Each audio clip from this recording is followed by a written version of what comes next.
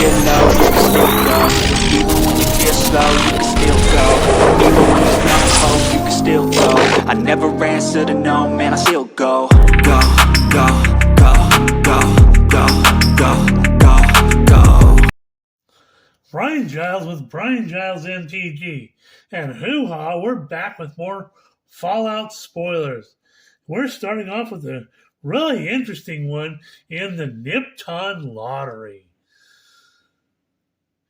So a black, a red, and 2 for a sorcery that reads, choose a creature at random, you gain control of that creature until end of turn and gains haste till end of turn and destroy all other creatures.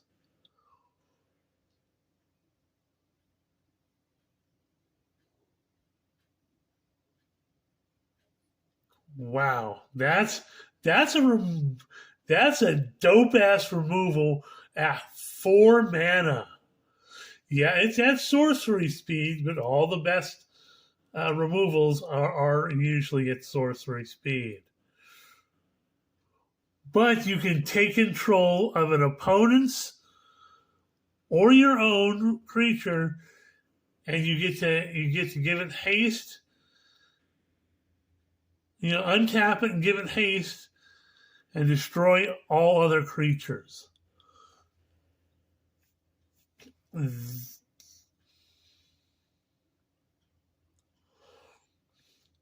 You get to steal an opportunity to steal an opponent's creatures, untap it, give it haste, and destroy everything else.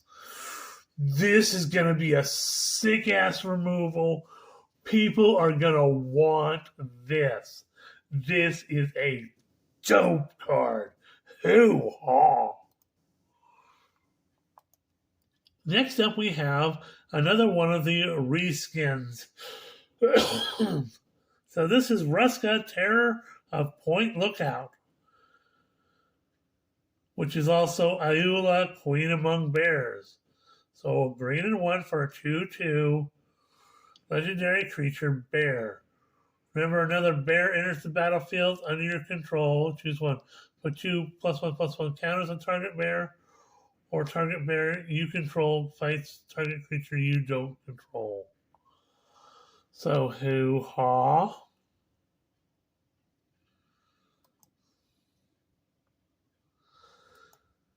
Next up, we have Desmondona. Desdemona Freedom's Edge. Trying to say it correctly. So a red, a white, and 2 for a 3/4 human rogue with vigilance. Whenever she attacks, target creature card in your graveyard that's an artifact or that has mana value 3 or less gains escape until end of turn. The escape cost is equal to its mana cost plus exile 2 other cards from your graveyard. Okay. That could be kind of fun. Then we have Battle of Hoover Dam.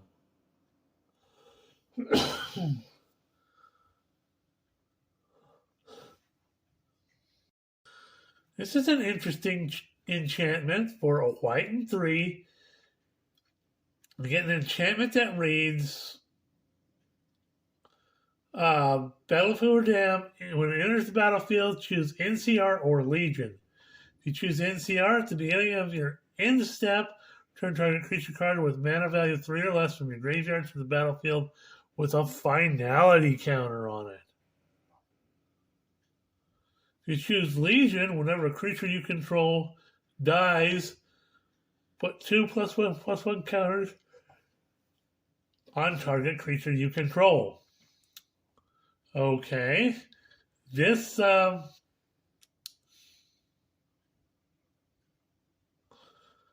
is very interesting. Then we have Colonel Autumn, a white and black and 1 for a 2/3 legendary human soldier. It has exploits. which, if you don't know what exploit is, enters the battlefield, you can sacrifice a creature. Usually, when you sacrifice a creature, it gives power, extra power to creatures.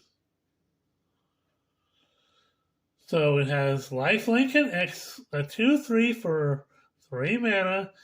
It has lifelink and exploit. Other legendary creatures you control have exploit. Ooh, fun. Whenever a creature you control exploits a creature, put a +1/+1 counter on each creature you control. That's sick. Hoo-haw. Next up, we have Diamond City.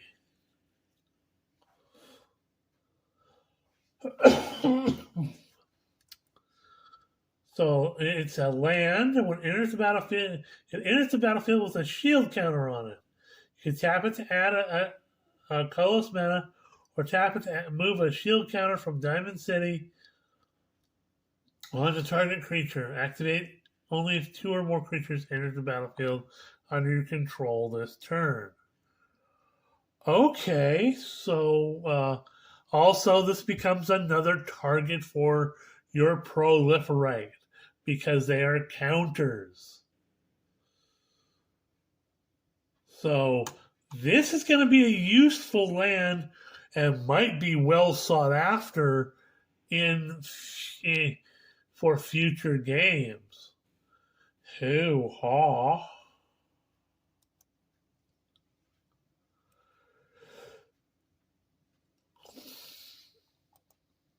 Next up, we have Wasteland Raider. So 2 black and 2 for a 4/3 human mercenary with squad 2.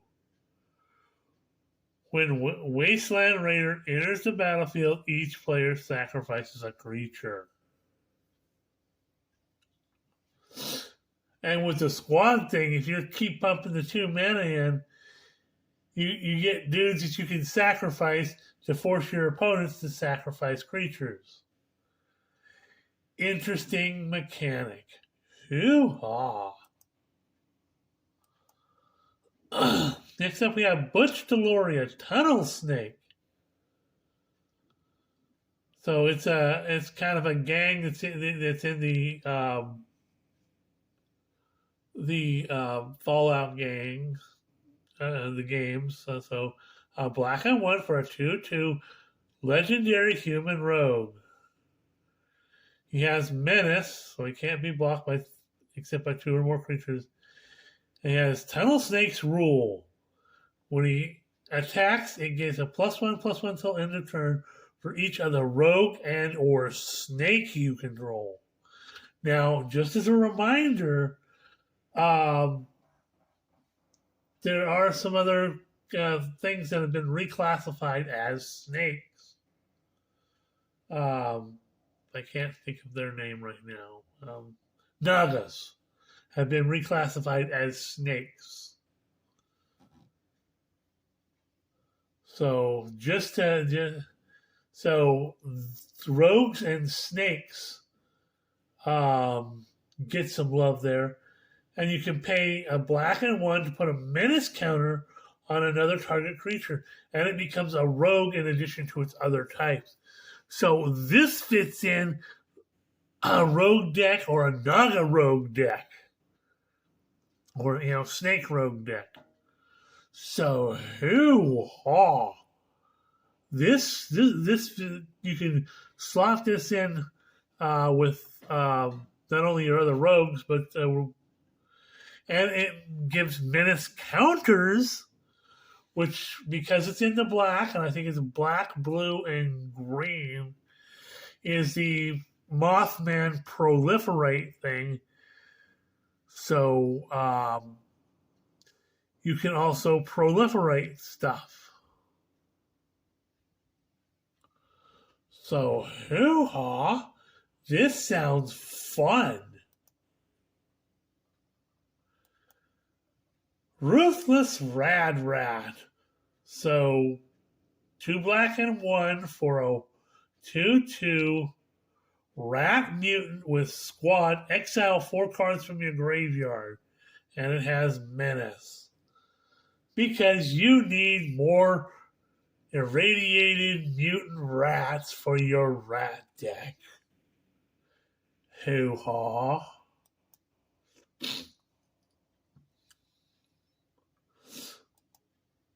Except we have White Glove Gorman. A white and black and 2 for a 2/2 human noble that has, when it enters the battlefield, create 2/1/1 white 2/1/1 white human soldier creature tokens. Beginning of your end step, if another human died under your control this turn, create a food token. Yeah. This goes in that soldier deck, and you can create food tokens with it.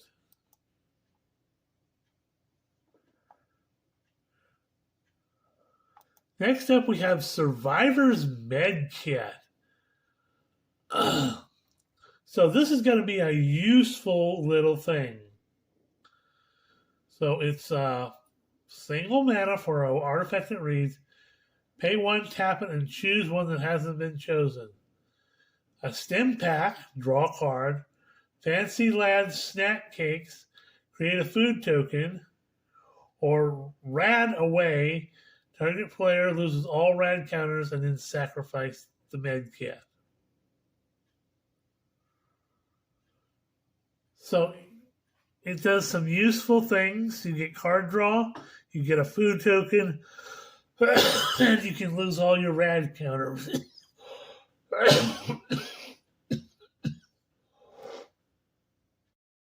So that's quite versatile. I really like that.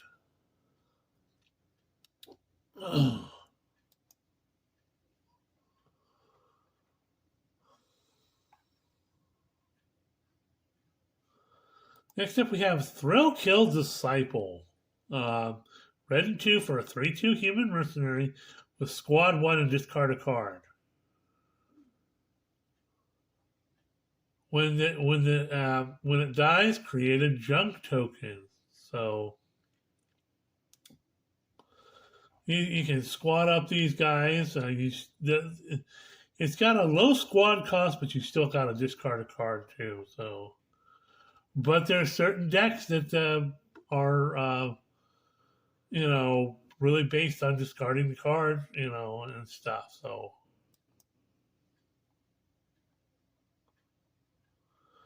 Next up, we have Wild Wasteland, a red and 2 for an enchantment that reads, skip your draw step, beginning of your upkeep, exile top 2 cards of your library. You may play those cards this turn.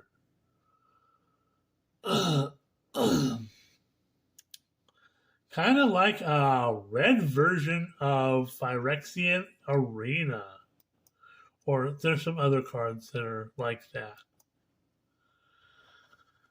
Next up, we have Vault 11, Voter's Dilemma. So, a white and black and 2 for an Enchantment Saga. For each opponent, you create a 1/1 white human soldier creature token. And for chapters 2 and 3, each player secretly votes for up to one creature. Then those votes are revealed. If no creature got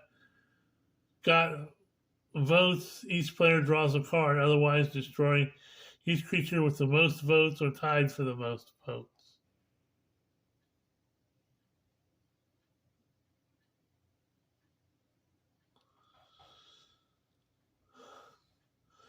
So again, another card that might be useful more in the Commander raid setting, but if you're playing political games, it's going to be an interesting card for sure.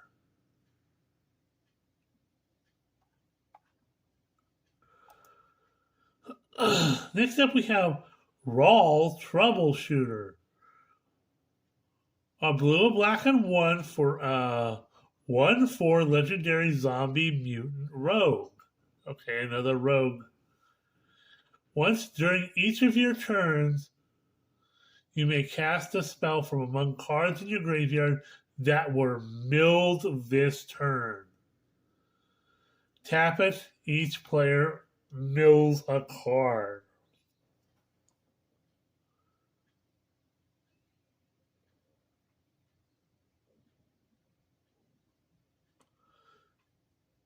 Wow. This is a mill, absolute banger of a card if you're playing mill. This is going to get slotted in mill decks everywhere. Because you don't need to attack with them. You just need to hit your mill before you untap your creatures, and you can mill the card and bring back whatever you milled, and you're milling away your opponents on top of that. So this card is ugly, ugly, ugly, ugly. Hoo-haw. Next up, we have Hardened Scales, kind of an interesting reprint. But you expect it with, counters and stuff. So, green mana for an enchantment. If one or more +1/+1 counters would be put on a creature you control, that many +1/+1/+1 counters are put on it instead. So you get an extra +1/+1 counter. Then we have Forced Evolution, Vault 87, Forced Evolution. So a green and blue and 3 for Enchantment Saga. Chapter 1, gain control. Target non-mutant creature for as long as you control Vault 87. Put a +1. Chapter 2, put a +1/+1 counter. Target creature you control. It becomes a mutant in addition to its other types. Chapter 3, draw cards equal to the greatest power among mutants you control. And again, that fits into that Mothman deck. The Wise Mothman deck. Next up, we have Struggle for Project Purity. Blue and 3 for enchantments and reads. When it enters the battlefield, choose Brotherhood or Enclave. If you choose Brotherhood, at the beginning of your upkeep, each opponent draws a card. You draw a card for each card drawn this way. Ew, that sounds like a fun pairing with Sheoldred. Hoo-haw. Or Enclave. Whenever a player attacks you with one or more creatures, that player gets twice that many rad counters.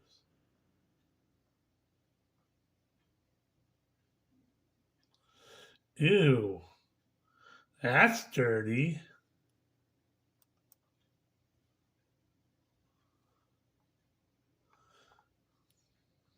Next up, we have Bloatfly Swarm. So, a black and 3 for a 0/0 insect mutant with flying. Enters the battlefield with 5 +1/+1 counters on it. If damage would be dealt to Bloatfly Swarm while it has +1/+1 counters on, prevent that damage and remove that many +1/+1 counters from it.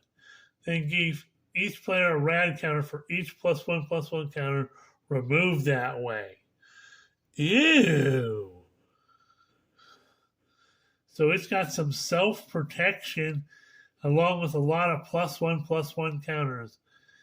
And again, it's black and will probably be in that Mothman deck. Next up is Fraying Sanity. Now, this is in the Japanese.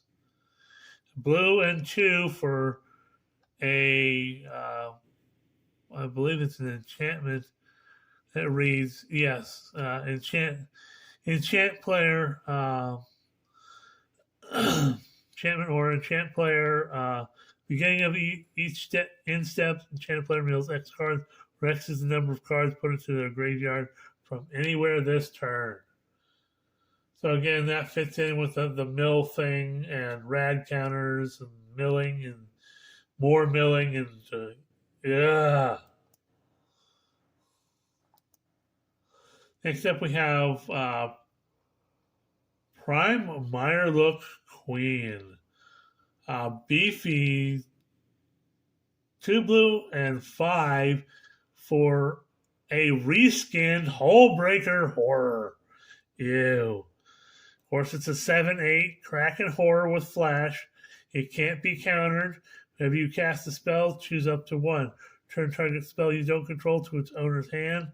Turn target non-land permanent to its owner's hand. So, hoo-ha.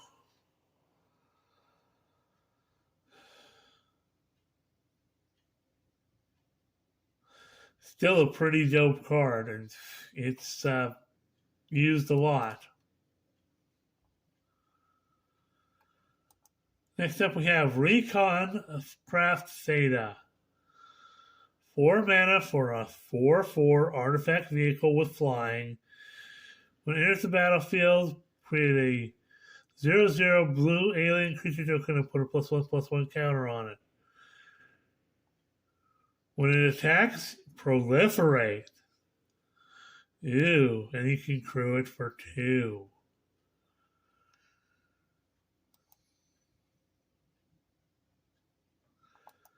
Next up, we have Putrefy. Another reprint. Not surprised to see it in this deck. In this set. Black and green and 1 for an instant that reads destroy target artifact or creature. It can't be regenerated. So we have another reprint in Corpse Jack Menace. So black and green for a 4/4 fungus. If one or more +1/+1 counters will be put under creature control, put twice that many +1/+1 counters on it instead. So, yeah. More +1/+1 counters. Well, that's it for right now. I'm at over 21 minutes. We'll say hoo-ha. See you on the next video.